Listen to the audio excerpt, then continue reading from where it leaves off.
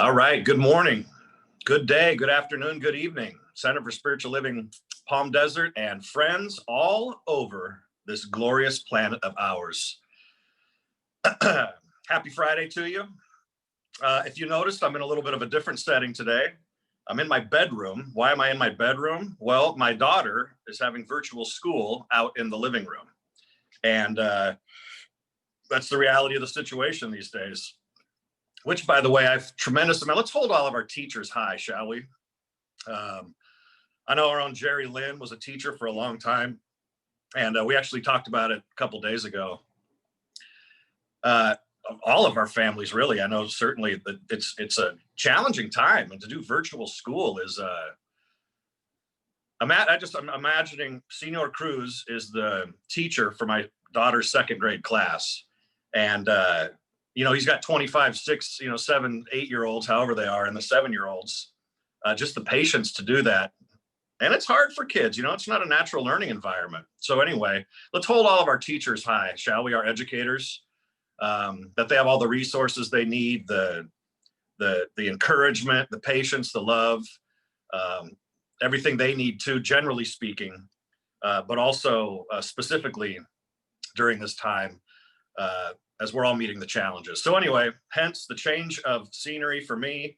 I have been relegated to my bedroom by my 7-year-old daughter. Go figure. The princess gets what the princess wants. Anyway, hey, another special show for you today, Life on Love. My guest who was going to be with me, as you know, normally on these Fridays, it's an opportunity for us to get to know each other, me as your associate minister, you as the beautiful community that I get to dance and play with. But the person that I was going to have come on to help illuminate some things, last minute changes, as happens in life sometimes. So I'm calling in Ed off the couch. Ed, are you there? Ed? There he is. Ed's Good morning. Ed's coming in off the couch. I'm grateful I can always call on you. You're just there on the couch. And when it's time for a last minute, go into the bullpen, I can call in the big righty and he comes in and delivers.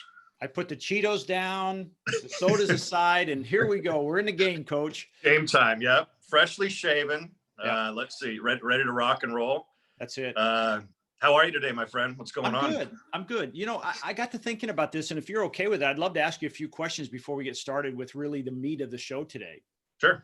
Let's go for it. And maybe you've covered this in the past, because I know it's as you said, it's an opportunity for us to get to know you a little better. And I have to ask a golf question, because that's my background. I was in golf for a long time, and you had a little bit of an exit from your spiritual path, if you will, in the golf industry.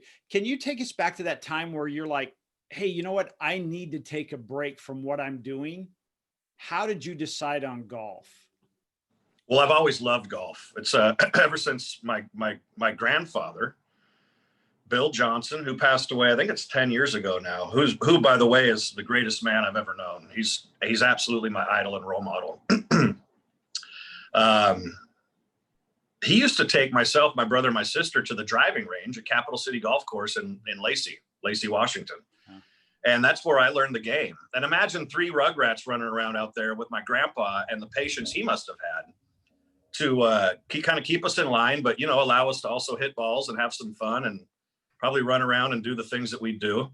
So that's when golf got with me, and it was a way for my grandpa and I to bond as well. He'd actually take us out there on the golf course and shepherd us around and teach us the game. And what I absolutely remember, Jeff, more than anything, was the etiquette that he taught us, the values that come along with playing golf. More than swing tips or, hey, do this or anything like that. It was walk softly on the greens, be mindful of your surroundings, be quiet when someone else is about to hit, all of these things that kind of come along, the values that come along with the game of golf. So I've always loved the game. So when I couldn't quite locate the joy of ministry anymore, golf has always been the thing that's just right there. And so when I went to pursue, basically I got an associate's degree in golf management. Golf, what was it called? Golf complex and operations management. So it was really the business side of golf, but I got to play golf a lot. So it was just, golf was like it was the friend that was waiting right outside the door when I needed to make an exit. And it was just there to shake my hand and say, hey, let's do this for a little bit. Why don't we try this? And so what I actually got to do there, because I was one of the elders at this golf school, there's a lot of retired military and there's a lot of younger, when I say, kids early to mid 20s, I still got to minister when I was there. I still got to mentor, which was powerful, and just kind of be with the knuckleheads, and say, what, why aren't you studying? Or, let's work harder on our game, or, whatever it might be. And still bring the stuff of the ministry, the values that are encoded within the ministry, I believe, to that setting, and still make a substantive impact in that way. So, kind of talking around a little bit, but that's how I came to it. I'm curious, I always remember as a kid, my dad said golf is one of the most honest games, because if you cheat, you're only cheating yourself. That's and right. Count every shot, right? Even if you meant to hit it and you didn't, that's a stroke. But one of the things that over the course of decades of playing golf for me is it's such a time of solitude, which we rarely take. And there are lessons learned while you're on that golf course, because it's you against nature. It's not you against the other competitors. It's not you against it's nature. I'm curious, what messages did you receive, if you think about that, while you were in that golf mode and you were out on the golf course? Because to me, that's a very spiritual experience. Absolutely. Well, I think first and foremost, one of the major messages is the only one we can ever really count on, and I mean this as one, is myself and the presence. That's the only thing we can ever really count on. And that translates to what you just said about being on the golf course, that it's you against you. That's it. It's you in competition with the voices in your head.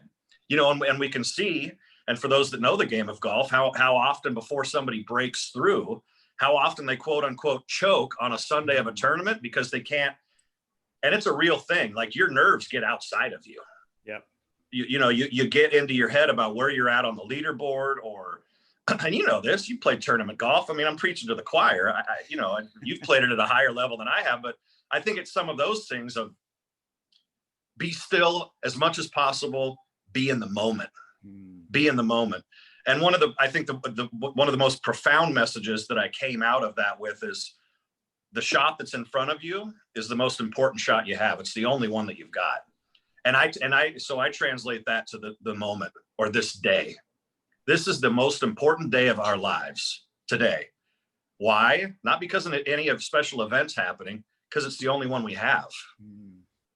This today is the most important day of our lives. This shot is the most important shot because it's the one in front of me. If I'm standing on a tee box and I'm thinking about, how do I make a 4 here? That's not the right mentality. The right mentality is being in the moment, which leads me to, anyway, I don't want to get too technical about it, but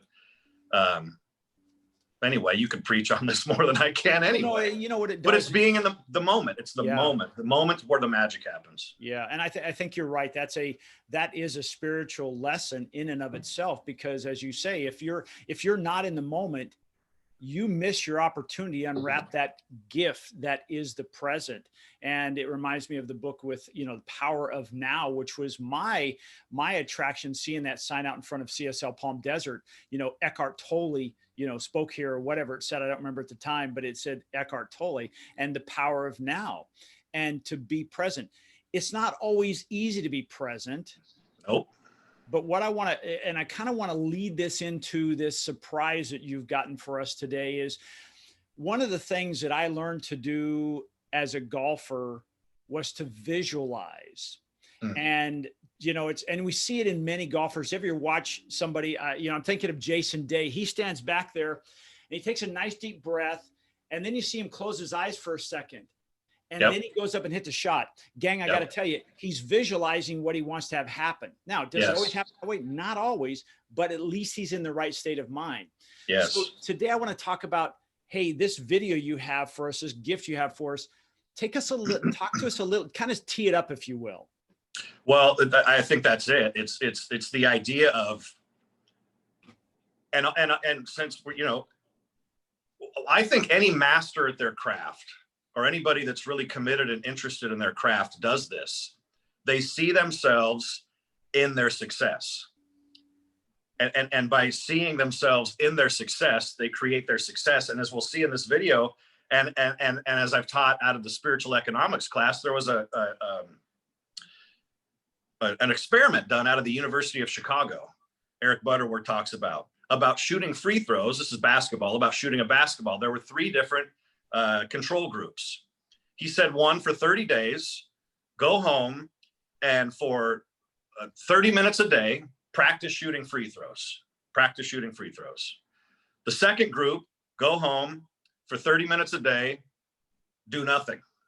Just go home. Come back in 30 days. We'll talk to you then. The third control group, go home, sit on your couch, in your chair, whatever it is, for 30 minutes and visualize shooting free throws. Visualize shooting free throws. They come back 30 days later. What happens to each control group? The people that did nothing, nothing happened. They didn't improve.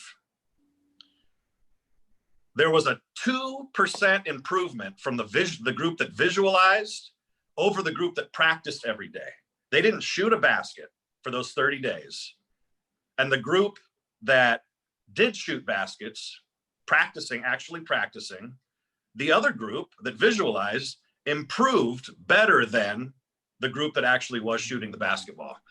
That right there, I mean, it's a case study, right? You've got 3 control groups, and that's a case study. And in this video, we're going to see, he talks about this, that visualizing is as or more powerful than actually physically practicing something. Yeah. This is the power of our mind, right? The power of seeing something, seeing an end game, of what you just said about Jason Day. It's the power of why we do affirmative prayer, is because we actually have a movement of our heart and our mind in the direction of that thing that we want to accomplish and achieve. So that's what we're about to look at. What do you think, Jeff? Well, I think you're right on target. That it is. We, sometimes we think we are the results of our thoughts and we have no control over our thoughts, where really we are the creator of our thoughts. Yes. And if we're the creator of our thoughts, then that means we should be the creator of our external environment. That's right. That's what I think, for what I learned over the last 10 or 15 years with CSL and Science of Mind. And it is, at times, you might see on my face here, there's a mark, because I had to really, hey, look who's joining us.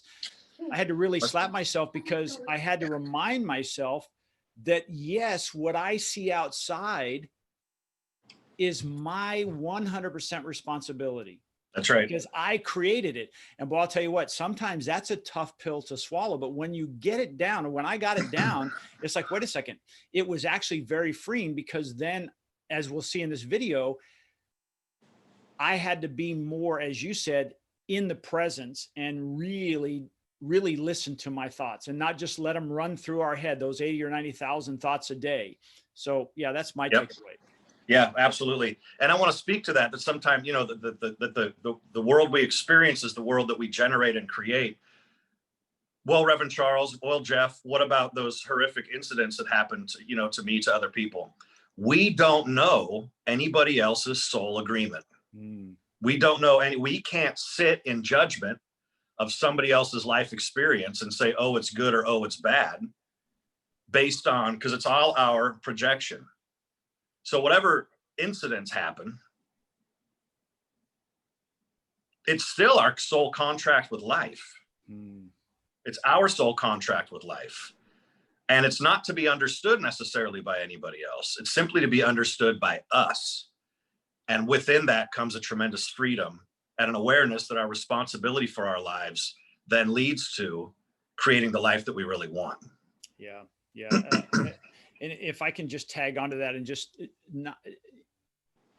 we could end right there. That's so powerful.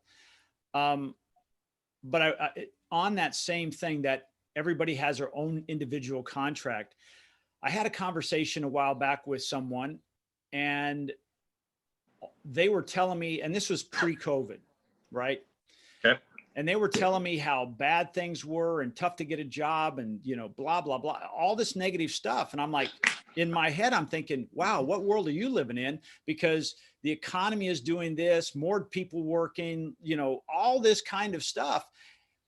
And you just hit the nail on the head, which I didn't think of about then, is we all have our own spiritual contract. And when we write that contract, that's what's showing up in our vision. No matter what, that's what they see. Yep. Right on. Cool. Hey, should we fire up this video, or you got any thought on that? No, let's fire up the video. Let's watch it. This week, we thought that, well, a couple things. One is, as you're watching the video and any questions occur to you, fire away. I don't know where we're going to be at time. I have a sense it's flying by here, as it always does. Oh, it's 10:15. Oh, cool. Any questions or comments? By all means, you know, jot them down or put them in there while we're watching this video. But Jeff and I thought that, you know, this 6.5 minutes could be powerful for us. Could be, and, you know, we're going to watch it, unpack it, see what it means to you, and let's rock and roll. Cool. Here we go. Give me a second. I'll get it fired up. Sounds good. Yeah. I hope this is of benefit to everybody. I pray that it is. All right, here we go. My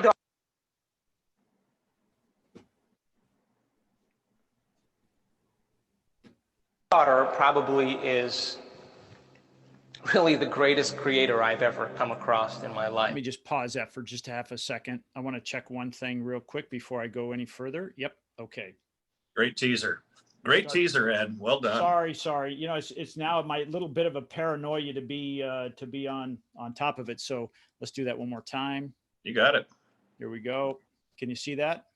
Should be a black screen. Yep. Okay. I could. Now you're back on. There we go. All right. And we'll see you in 6.5 minutes.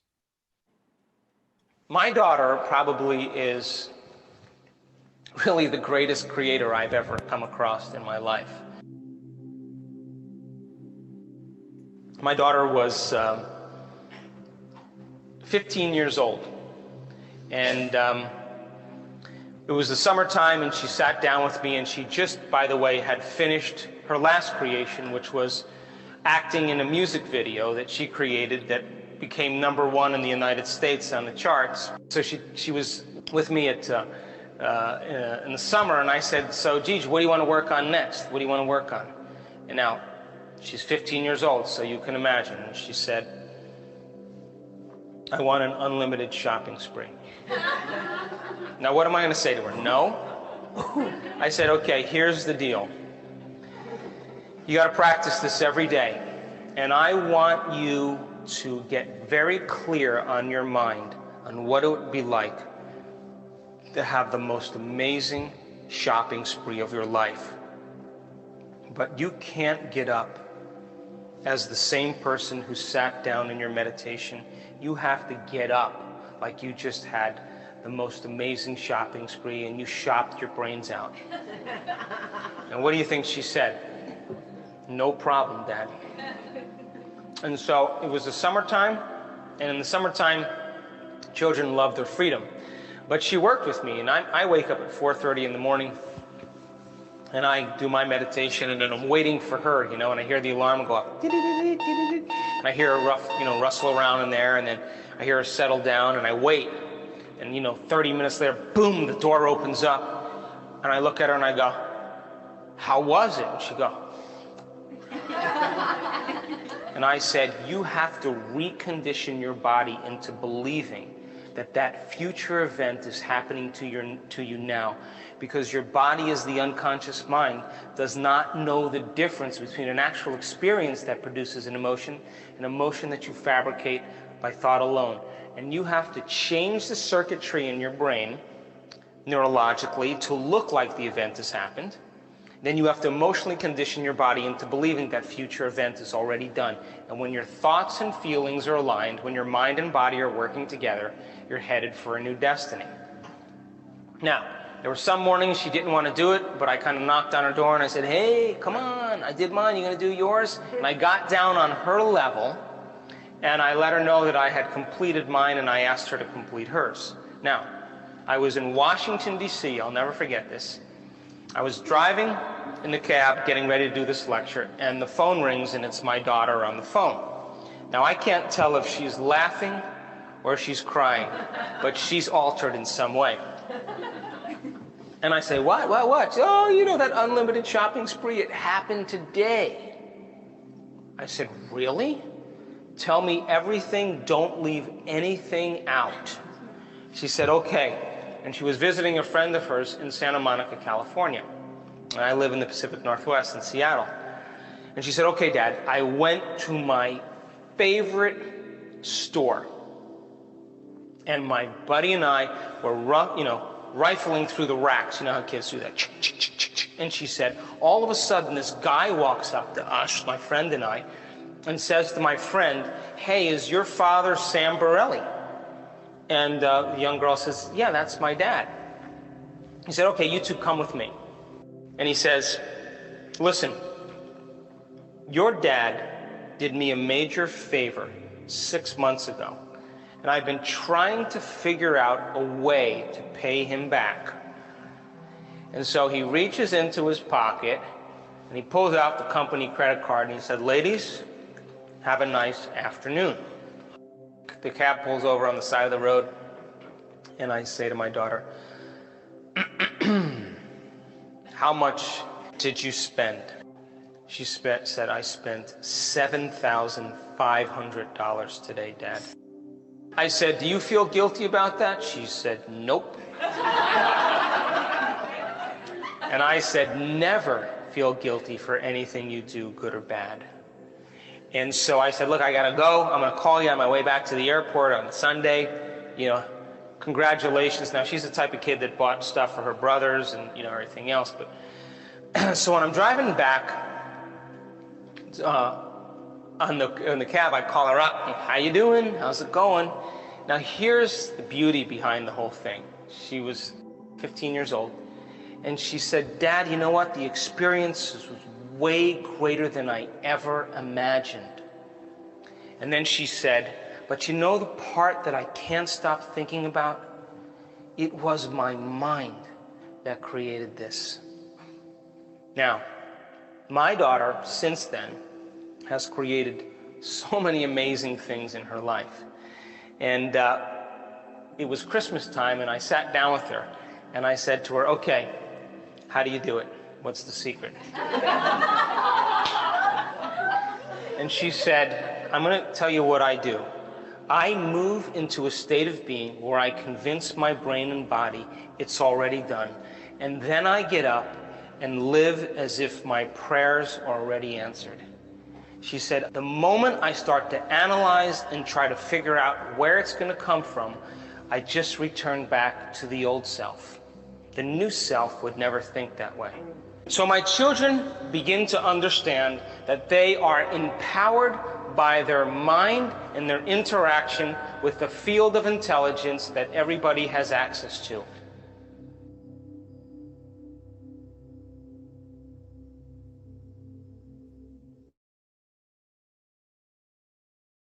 Wow, I still have God bumps all over me. Rich, yeah, chills, right?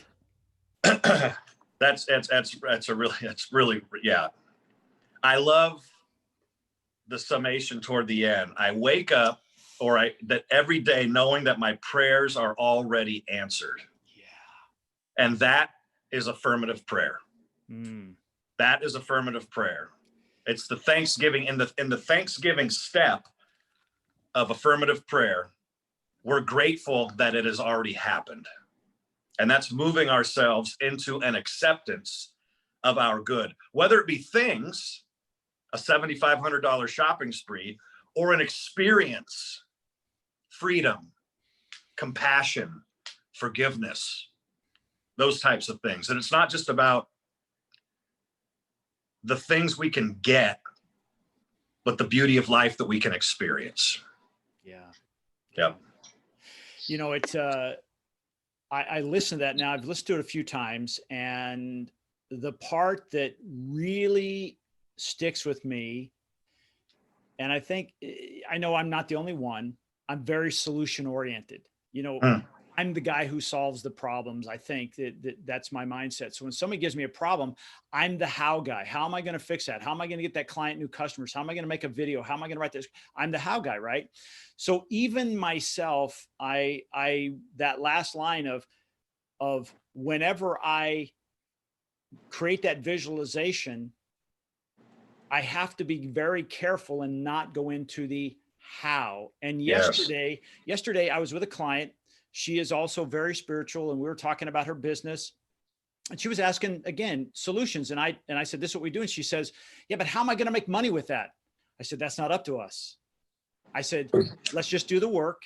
And I said, the answers will come from unexpected places. And it just came out of me. It wasn't like I was going in there to preach, but it was after I watched this video. I watched it yesterday morning when you shared it, and I'm like, wow, this is very powerful. So that's the piece that I took away, that, Jeff, I have to quit figuring out the how. Yep. And just live it. Yep. Mary Morrissey says something to the effect of, the universe works in the field of ideas. Ideas. You're an idea man. A great idea can be killed in an instant after it's hatched because of exactly what you're talking about. How am I going to make money doing that? How is it going to be received? What's going to happen when it hits the marketplace, et cetera, et cetera. But that's not what we're talking about. We're talking about changing and transforming our inner environment so that we see and experience a new reality. Yeah. A different reality, eyes to see, like the eyes are being informed by our brain, how we're perceiving things, how we're experiencing it. And I love at the beginning is like, we have to change our body, and our brain is within our body temple, and how we experience things. So we can be in a constant communion. Who was it? I think Joel Goldsmith calls it praying without ceasing. Praying without ceasing. That our life becomes an affirmative prayer, an affirmative movement in the direction of goodness, kindness, love, solution, compassion, that which our good is. Emma Curtis Hopkins says there's a good for you and you ought to have it. Discover what your good is, move in that direction. Yeah. Meditate first. Everything's created twice. First in thought, or first in idea, and then in form. Always created twice. Or first in heaven and then on earth. First in idea and then in form. That's the formula. Yeah. Hey, before we get too far along here, I just want to give a shout out to Carrie. Carrie says, I am reading This Thing Called You, and I know you love that book. This Thing Called You, no sports metaphors, but clearly explains exactly what you are saying. We'll forgive you, Carrie. It doesn't always have to be about sports. I'm not sure Ernest Holmes, in all the study I've done of Ernest Holmes, I haven't read one single thing about any sports that he was involved in. So I'm not sure. I don't think that was his thing. Thanks, Carrie. Yeah. This thing called you. I just love.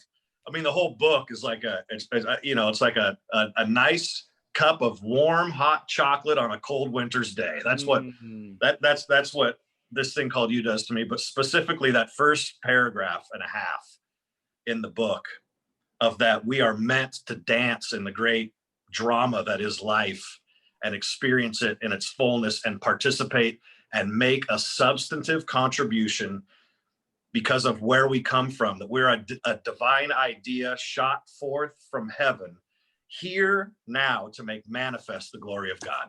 Yeah. I really want to play my part as Ed, and I want to dig out those golden threads of information that you have, that I know you walk in them as comfortably as those favorite shoes. And we just sometimes we forget that what you do we don't know how to do yet, and we don't do it naturally. We need to be shown how to ride the bike, or we need to be guided on how to do things. So I really want to unpack this and say, okay, let's go back to the beginning where he said, you know, and you mentioned it, we have to rewire our thoughts and thinking. Something that he talked about is it's not just about closing your eyes and seeing yourself doing something. He said something else that was so powerful. Can you kind of unpack that when he talked about the emotional piece of that? Well, the emotion, so here's an equation. A thought plus a feeling equals a result. A thought plus a feeling equals a result. So we have an idea, and there are subtle differences between feelings and emotions, but just to make it simple, let's just say they're one for right now. A thought plus a feeling equals a result. So a thought plus an emotion charged by emotion, that's where the energy comes from, the fire, if you will. So we have a thought, which is generally neutral. You know, thought, soccer, scoring a goal, charged with emotion. So it's a fundamental equation that we can put into play. So I have a thought or an idea. Let's say it's a business idea. The emotional part of it is that I see myself into success and then experience the emotion that comes along with that. What would it be like to deposit that first $10,000 check into your business bank account? Because someone bought your program, your series of CDs, your painting, your mathematics book, whatever the thing is. The idea is the business of being a life coach, or whatever the business idea is. That's the idea, charged with the feeling of sitting with your first client, sitting with your 100th client, and what feeling comes along with that? Is it fulfillment, satisfaction? Accomplishment. Fulfillment, I think, is such a big word, to see ourselves in the end game of that, or at least in that part of that, as part of the end game. There is no end game ultimately to anything, because we live within an infinite.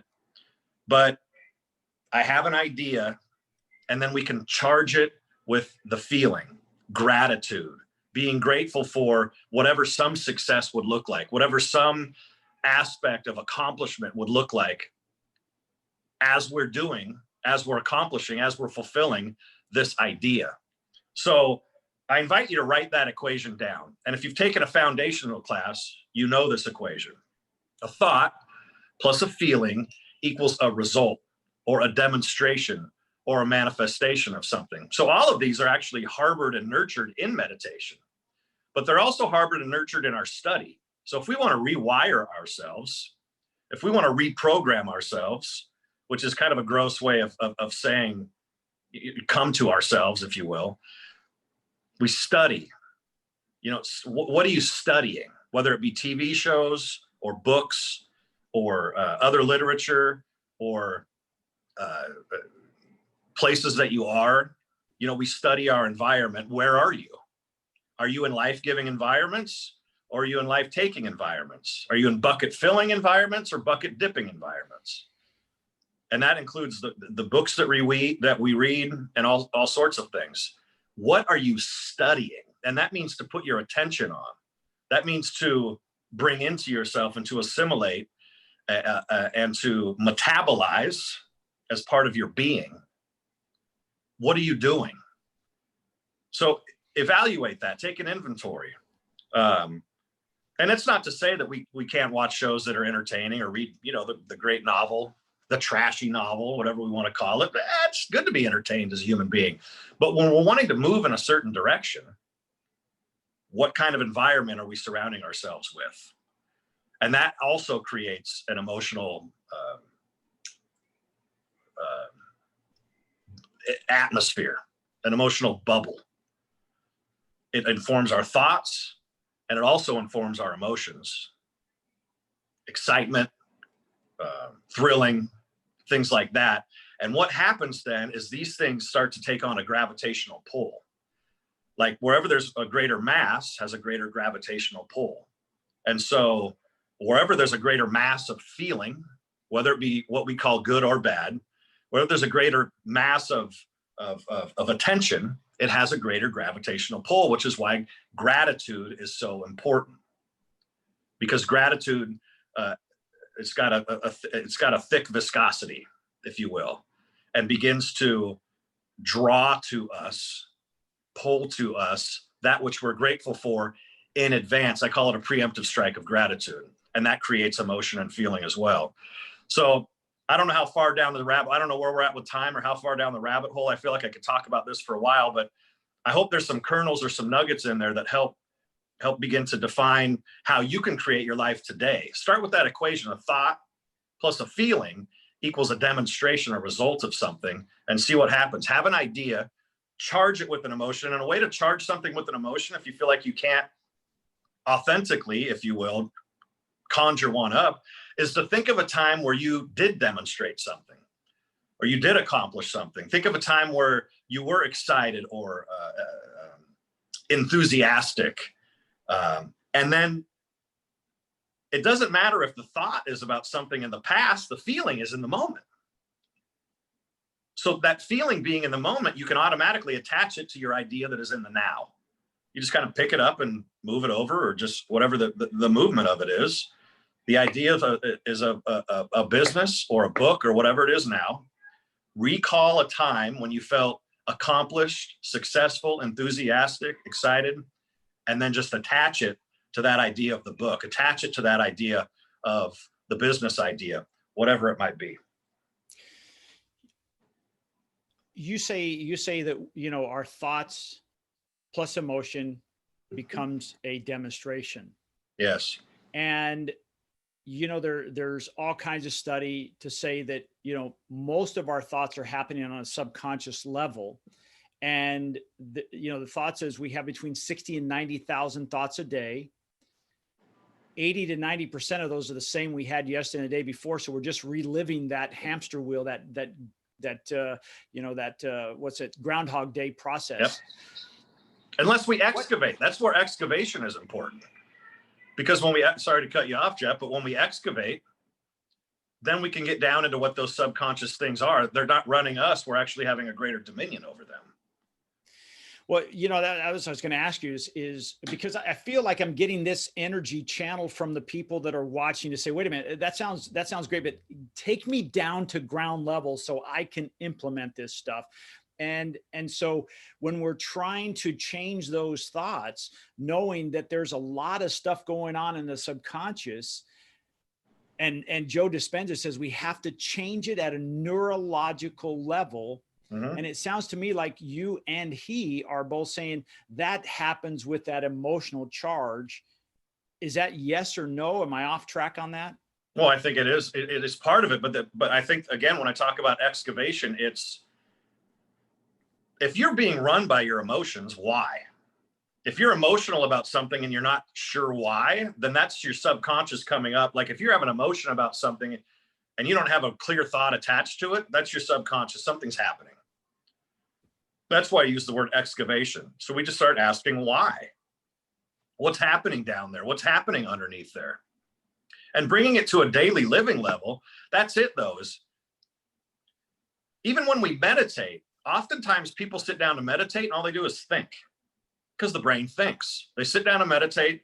There's a very earnest, sincere idea that I'm going to sit here and I'm going to commune, or I'm going to be more mindful of the thoughts that are running me or where I'm at today, et cetera, et cetera. But then all we do is think about the issues of the day or what we need to do. And it's an old story, but a lot of us do it rather than actually disciplining our minds to actually meditate on and consider, like this gentleman says in this video, don't get up from the chair until you've actually had an experience of that. Don't get up from the meditation until you've actually had an experience of your day being a success. So even if that's considering what's before you today, a breakfast meeting, and then you've got to write a position paper on something or an opinion or whatever, you've got 5 other meetings, and you've got to create some sort of process about something. Bring an idea a feeling tone of success into that, such that you're seeing your first meeting being wholly successful, so that you walk into that meeting and it's already done. That's, I mean, it's not magic. It's actually that is kind of the biology of it, is that it's not magic. It's not woo woo. And I think it's easy to project into that until we've really put some serious practice in it. Like I've talked about, I think I mentioned it yesterday with Charles Holt. Put on your lab coat, put in your pocket protector, walk into the laboratory. Actually experiment with this. Actually do it. Like the guy said in the video, let's do this. Play with me. Let's try this on. So I'm asking you, what's in front of you in your life right now? Whether it be an idea or what's happening at your job, or you want something to change. Consider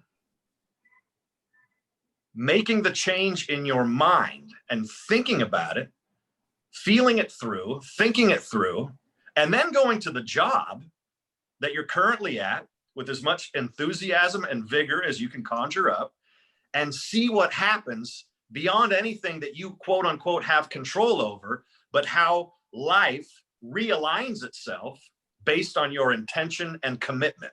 How life realigns itself. Here's where the mystery comes in. In that video, that gal didn't know that that guy was going to come up to her and say, oh, your dad did a great favor for me. She aligned herself with something though. And here's the great mystery that it's so beautiful to live into, is that then life does realign itself.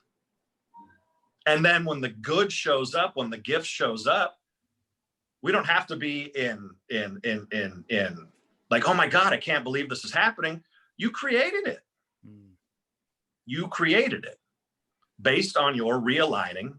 And that's where spiritual practices come into play. Your affirmative prayer, your study, your service, where you're giving yourself away, where you're putting your energy, where you're receiving your energy, all of these things. Well, there's a couple of it sounds like there's a couple things there that I want to kind of get you to drill down on. And one is time, and the other is expression. And what I mean by that, let's start with the expression first, is you're visualizing certain things to happen. And let's say it's someone who doesn't have good health, and so they're visualizing themselves of optimum health. Yep. And so when they open their eyes, they maybe experience it for a moment and then it's fleeting and gone. So there's that judgment potential of saying, hey, this really doesn't work. I really am whatever they were before they started. And the other piece is, just like in this video, it wasn't like there was one session and then there was the expression. It took some time. Mm-hmm. Talk to us about the expression and time, if you will. Well, part of it is that we need to free ourselves. While we have this body that gets us around, it's a house for our soul. It's actually a house for our expression. So if we sit down and you have a physical challenge and you feel for a moment some relief because you're doing some meditation and visualization, and then you get up and you're aware, oh, my knees are still arthritic, then you're back into being in your body. So what we want to continue to do, and this is where the discipline comes in. Look, gang, I'm not Pollyanna-ish or anything like that. It's a being in the human condition means we experience everything it is to be a human being. Arthritic knees, financial challenges, financial abundance, perfect health, all of those types of things. But even in the midst of any of those things, what we're called to do is remember what we really are. And that ultimately is, if we look at it, we're a body of energy. We're a circuit. We're a field of energy. And how we control that is through what we call our mind, as it's connected to our brain, then it informs our body temple. And so what we're called to do to heal ourselves, and people have done it over and over again. Jesus said to the lame man on the side of the road, pick up your mat and walk. And what Jesus was able to do is see through the condition to the truth of who that person was and what happened. And again, it's a story in the Bible, I understand that. But the guy picked up his mat and walked, when before that he couldn't walk. So that's the penetrating consciousness that we're talking about. Again, it's not magic. And that's where time comes into play. It's practice. You know, I was a pretty good basketball player when I was a kid, but I had to practice. I didn't just pick up a basketball and be able to, you know, dribble between my legs and around my back and go up for a layup. Hours and hours and hours I practiced dribbling the basketball, dribbling with my right hand, dribbling with my left hand. For hours and hours and hours, I practiced affirmative prayer and meditation. Someone with the arthritic knees or the bad back, for hours and hours and hours, we have to practice the idea of health. But you also have to believe that you can be healed. You have to believe that you can be healed. And this is where the challenge comes in, because sometimes in the gross matter of humanity, in the gravitational pull of the human condition, we're seduced over and over again that I'm only my body, rather than a consciousness that actually can inform my body and be healed. And sometimes that takes time. Again, I wasn't able to just dribble between my legs and around my back after one practice. It took a long time. So time is a little bit inconsequential when it comes to it. The most important thing to consider is the practice that we're in the midst of. And are we worshiping health, or are we worshiping a lack of health? And again, it comes back to, we each have our own contract, and none of it's good and none of it's bad. It is what it is. If we want to have a different experience, a wider experience, a more, life-giving experience, then there's certain things we can do, which I've already alluded to help create the environment for that. I hope I'm answering the question. Yeah, I think so. It's, it seems like the whole process is not complicated. It's almost like, and I'll take us back. I apologize, Carrie. I'm going to give us a golf metaphor here, or a golf example. You know, people would come to me and say, how do you hit the ball straight? And I would say, it's very simple. At point of contact, your golf club has to be going down the target line and the club face has to be square. Yep. That's it. Because it eliminates a side spin. And so what I'm hearing you say, Reverend Charles, is this process is 1 + 2 = 3. There's always, it's thought plus emotion always equals some kind of an outcome. And so for us to change the outcome, and this is that part, somebody asked me the other day, said, you know, I took algebra in school. Do you ever use algebra? I'm about ready to use it right now. I have the why. What are the other two components there? And I had to figure that out. Well, first of all, my thoughts plus my emotion equals an outcome. And if my outcome is not what I want, and I examine my thoughts, it has to be my emotion. Or if my emotion is there, but my thoughts are wrong, I have to change my thoughts. Yes or no?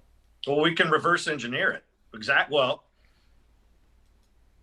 we have this wonderful feedback system called the world of condition. Excuse me. And that's the feedback that tells us what's happening in our quote unquote consciousness, thoughts plus feelings. That's the realm of consciousness. And we have a great feedback system called what is happening out here. What's happening? And again, it comes back to, I'm the only person I can be responsible for. What's happening right here, right here, right here. That's it. That's the only thing I can control. We think we can control other things. Illusion. A lot of pain comes from that. If we look out and see that the relationships that we're having aren't life-giving, beautiful, and harmonious, there's feedback. If the job is not fulfilling, and where we get to make a substantive contribution, we're being paid well, we're being recognized for our contribution. If it's not that, feedback. If it is that, feedback. What can we do? Start to have a new idea about job. Not that job, but job. About money. Not that money or what's in the bank account, but money. Not about that relationship, but relationships. And how am I showing up? What am I receiving? What am I giving? If I want to change, start giving something different. Start seeing something different. So it's simple, but not easy. As I don't know if you said that. Simple equation, not easy to practice because of being in the human condition and all the stimulus that comes, the stimulation that comes along with that. Well, I love how you, and I hope guys that are watching, guys and gals that are watching, that you're getting this is refine your elements, the thoughts and the emotions. If you're not getting the outcome you want, I just want, again, I'll take us back to golf, is I would explain this to people, and then they would hit a ball and they'd say, see, it's not working because I'm not hitting it straight. I said, no, no, no, no. Mhm. The process is accurate. The formula is accurate. It's like I always say, what's 1 + 1? And they would say 2, right? And I said, if you went to Brazil and I asked you what 1 + 1 is, what did you say? 2. And I said, no matter where you go, always Yes. 1 + 1 is 2. This formula works always. And I used it in the golf analysis. And I said, if it's not going straight, it just means you're not doing that formula, but it means we have to work towards that. And that's what I hear you saying. Am I accurate on that? That's the work. The process of it. And we start and watch as you notice that as your feedback starts to change. And I've seen it with people, hundreds and hundreds and hundreds of people over the years.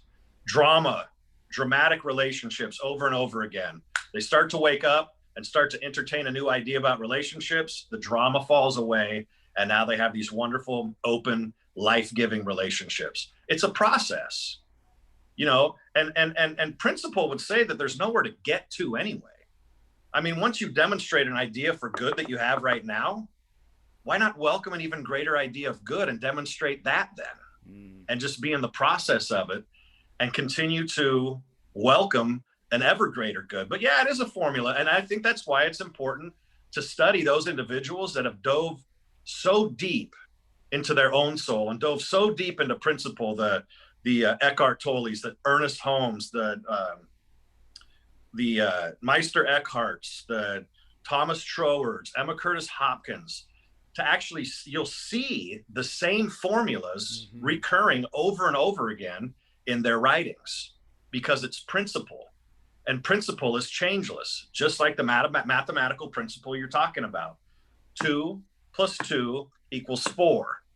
You can't change. It's a mathematical principle. And as we start to study and continue to study the principles that we espouse through the Science of Mind, Centers for Spiritual Living, and other New Thought, Ancient Wisdom teachings, we'll start to see the same formulas show up. And let's not be stubborn. Let's practice them. I mean, I'm convinced that all the folks that are out there, the Joe Dispenzas, the Brendan Bouchards, the whoever they are, anybody, Tony, they're practicing Science of Mind principles. They don't call them that, but that's where they come from. I don't know if they specifically studied Ernest Holmes. Maybe they listened to Michael Beckwith. Maybe they listened to Dr. Joe Hooper.